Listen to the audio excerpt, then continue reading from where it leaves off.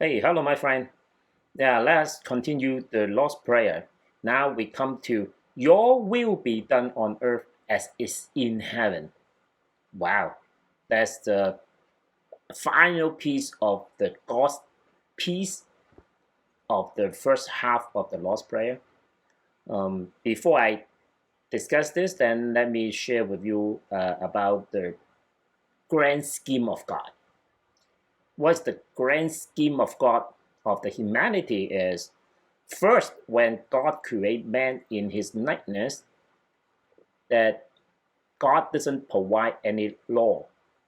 Essentially, the man is governed themselves by the power of themselves. We call it the rule of man. The second stage of this scheme is the rule of law, which is defining the baseline, telling you that you are crossing the red line, make sure that you shouldn't do certain things. And finally, God wants us to have the rule of God. Wow, rule of God? Are we controlling by God? No, absolutely not. The meaning of that is driven by heart without needing the law. Well, that would be perfect. If everyone is holy, well, you don't really need to worry about when you go out. You do not even need to bring your money because the people will trust you. So these are the almost like a heavenly living. So that's I call it the roof of God. That is when your will be done on earth as is in heaven. Do you want that? So let me summarize that from the Old Testament, the first majority part of the Bible is about the rule of man and rule of law. This is the transition between these two stages. In the New Testament, basically is the Jesus time. It is talk about the rule of law and the rule of God. We don't know when we, as a human race, will come to the point of the rule of God.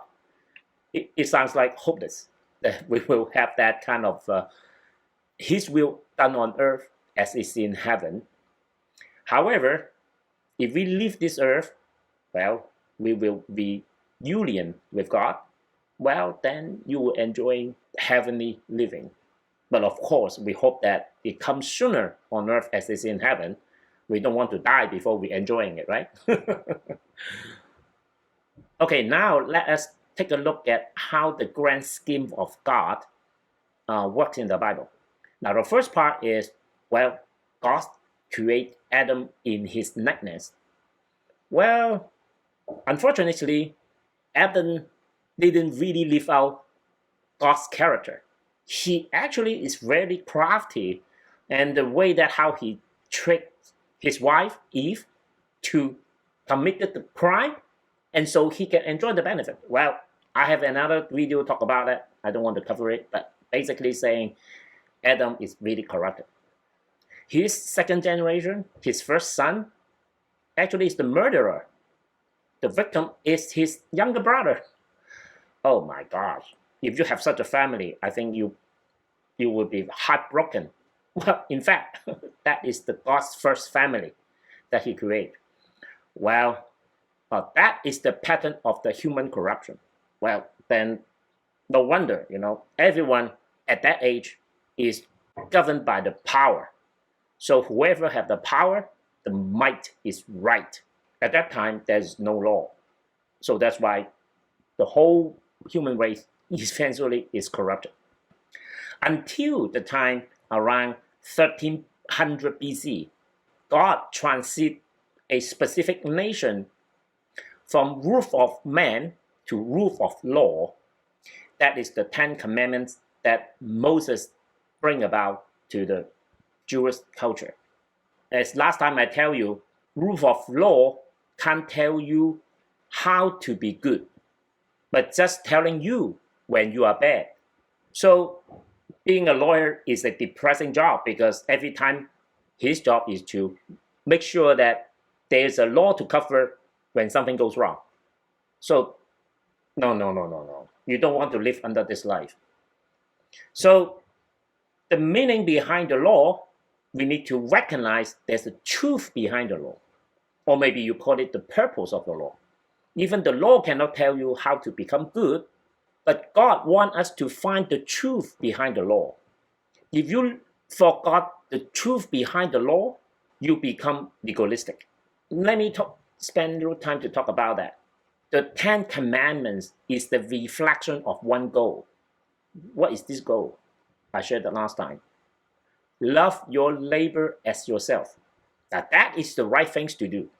In order to describe and tell you about what is not, then God tells you 10 rules you need to follow, which is don't cross the red line, because once you cross the red line, you will no longer be love your neighbor as yourself.